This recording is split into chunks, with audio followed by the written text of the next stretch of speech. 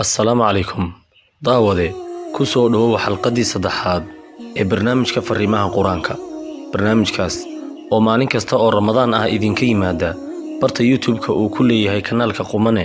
iyo sidoo kale ciwaanka Facebook ee Sakariya Cabdulla Haarun fariinteena maantu waxa weeye aayadda 269 ee suurada Al-Baqara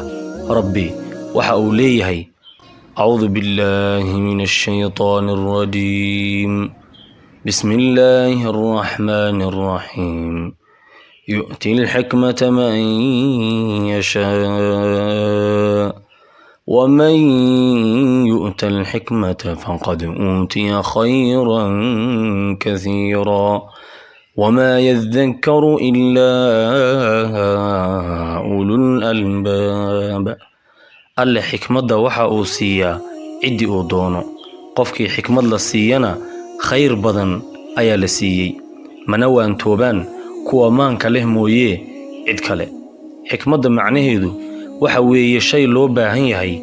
oo la sameeyay ama la yiri xilligii loo baahnaa qofka xikmadyahanka ah waa qofka arrimaha saxdeeda had iyo jeer heli og isaga oo ku fardaaminaya murugta hortaala waayo aragnimadiisa nololeed iyo wixii uu u soo joogay sheeko iyo shaahid taariikhda aadanuhu waxa ay xustay xikmadyahano fara badan oo cadaan iyo madow carab iyo cajab gaal iyo muslimba isugu jira xikmaddu waxa ay isugu jirtaa laba shay oo isu tagay kow aqoon iyo garasho laba